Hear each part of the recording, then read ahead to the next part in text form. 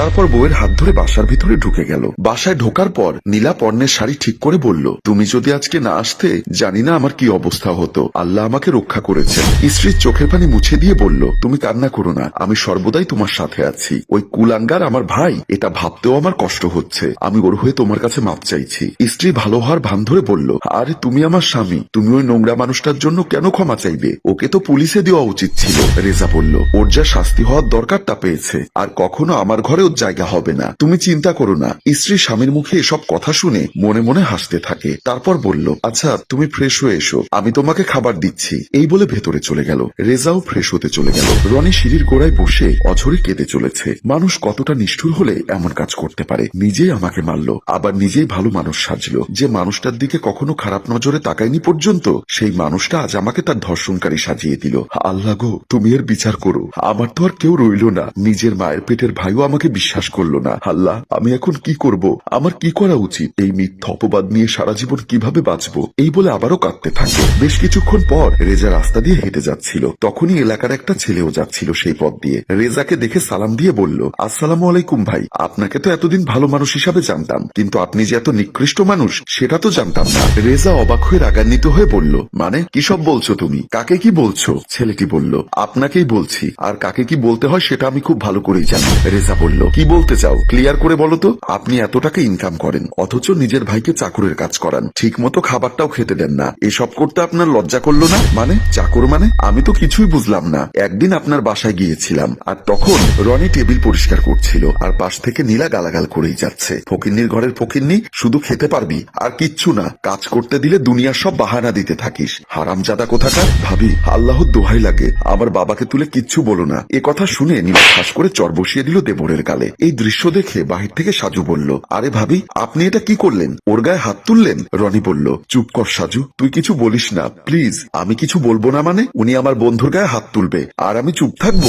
মায়ের থেকে মাসির দরদ দেখাতে এসেছিস? তুই কে কথা বলা শুনি? প্লিজ সাজু, তুই কিচ্ছু বলিস না। আরে তোর ভাই সবাইকে বলে বেড়ায় তোকে নাকি খুব ভালোভাবে রেখেছে, আর এই তোর ভালো রাখার নমুনা। নীলা বলল, তুই এখান থেকে না গেলে তোকেও থাপড়াবো শুয়ার। কথাটা শুনে সাজু বলল, কি আপনি আমাকে মারবেন? মারুন দেখি, আসুন সাহস কত। এ কথা শুনে নীলা চুপ হয়ে গেল। বলল, তুমি যেই হও না কেন, আমাদের পরিবারের বিষয়ে নাক গলিও না। চলে যাও আমার বাসা থেকে। আমি তো চলে যাব, কিন্তু আপনার স্বামীকে সবকিছু জানাবো। এ কথা বলে সাজু চলে গেল। আর সাজু যাওয়ার পর আবারও রনি কাজ করতে থাকে।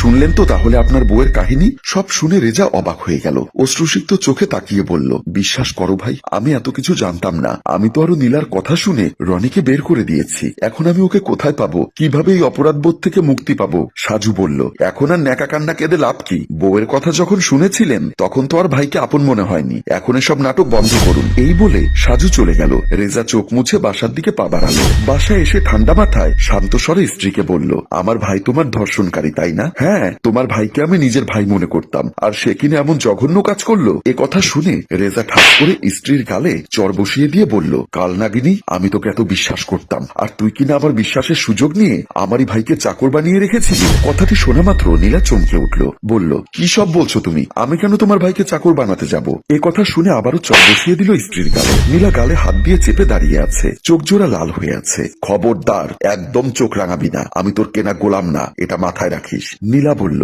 তুমি ভুল করছো, আমি আসলে এমন কিছুই করিনি। থাক, আর নাটক করিস না, তোর আসল রূপ আমি জেনে গেছি। নীলা হাত ধরে ফেললো স্বামীর। বলল, আমাকে তুমি ভুল বুঝো না, আমি তো রনিকে নিজের সন্তানের মতো দেখে শুনে রেখেছিলাম। রেজা বলল, দেখ, আমি মহিলার গায়ে হাত তুলতে চাই না, কিন্তু আর একবার নাটক করবি তাহলে আমি আমার আদর্শ ভুলে যাব। নীলা চুপ হয়ে গেল। রেজা বলল, আমার ভাইকে ফিরিয়ে নিয়ে আসবি যেখান থেকে পারিস, আর যদি ওকে না আনতে পারিস তাহলে তোরও জায়গা হবে না আমার ঘরে। নীলা হঠাৎ পল্টি নিয়ে কাঁদতে কাঁদতে বলল, আমি ওকে কোথায় পাবো বলো? আর হ্যাঁ, তুমি ওকে নিয়ে এসে জিজ্ঞাসা করো সব, তাহলেই জানবে আমি মিথ্যা বলিনি। রেজা বউয়ের এত রূপ দেখে ধাক্কা দিয়ে বের করে দিয়ে বলল, আমার ভাই যে বাসায় থাকতে পারেনি সেই বাসায় তোরও জায়গা হবে না, আমি তোকে তালাক দিব। এই বলে দরজা আটকে দিল। এদিকে নীলা নিজের রাজ্য হারিয়ে দিশেহারা হয়ে গেল। কি করবে বুঝতে পারছে না। কাঁদতে কাঁদতে সিঁড়ি বেয়ে নামতে লাগলো, আর নিজে নিজে বলছে, এটা আমি কি করলাম? নিজের সাজানো সংসার নিজেই ভেঙে দিলাম। এখন আমার কি হবে? আমি কোথায় যাব? মা তো এসব কিছু জানলে আমাকে মেরেই ফেলবে। আমি তাহলে এখন কার কাছে যাব? বলে হাঁটা শুরু করলো। কাঁদতে কাঁদতে নিজের বাড়িতে এসে মায়ের কাছে গেল। মা মেয়েকে দেখে অবাক হয়ে গেল। বলল, কি রে মা, তুই কাঁদছিস কেন? আর জামাই বাবা কোথায়? নীলা আরো বেশি কাতর হয়ে পড়লো মায়ের কথায়। কান্না করতে করতে বলল, মা, তোমার জামাই আমাকে বাসা থেকে বের করে দিয়েছে, বলেছে আমার সাথে সংসার করবে না। কি বলছিস মা? জামাই বাবা এসব কথা কেন বলবে? জামাই বাবা তো এরকম মানুষ না। আমি মিথ্যা বলছি নাকি তাহলে? কিন্তু মা, জামাই বাবা কেন এমনটা বলবে? তুই কি করেছিস জামাইয়ের সাথে? না মা, আমি তেমন কিছুই করিনি। সত্যি করে বল কি করেছিস? মায়ের কাছে মিথ্যা বলিস না। আসলে মা, আমি আমার দেবরকে মিথ্যা অপবাদ দিয়ে বের করে দিয়েছিলাম, আর তোমার জামাই সেটা কিভাবে জানি জেনে গেছে, তাই আমাকে বের করে দিয়েছে। তুই রনির সাথে কি করেছিস মা? কেন বের করেছিস? নীলা সবকিছু মাকে খুলে বলতে থাকে। মা সব শোনার পর বলল, যে মেয়ে তার সুখের সংসারে যেচেই দুঃখ আনে, সেই মেয়েকে আমি আমার বাসায় জায়গা দিতে পারবো না। তুই সংসারে ফিরে যা, আমার ঘরে তোর জায়গা নেই। নীলা অনেক আকুতি মিনতি করলেও মা তাকে জায়গা দেয় না। নীলা ব্যর্থ হয়ে সেখান থেকে ফিরে আসে। আবারও হাঁটতে থাকে আনমনে। কর্ম ভালো হলে ফলাফল ভালো হয়, কর্ম খারাপ হলে খারাপ পরিণতি। জীবনের নিয়মে জীবন চলে এসেছে, কারো নিয়মে জীবন কখনো চলেনি, আর চলবেও না। গল্পটি কেমন লাগলো জানাতে ভুলবেন না। গল্পটি রচনায় আয়ুব মাহমুদ, পরিচালনায় রেজাউল কবির চৌধুরী, প্রযোজনায় এফ এ নয়ন চৌধুরী।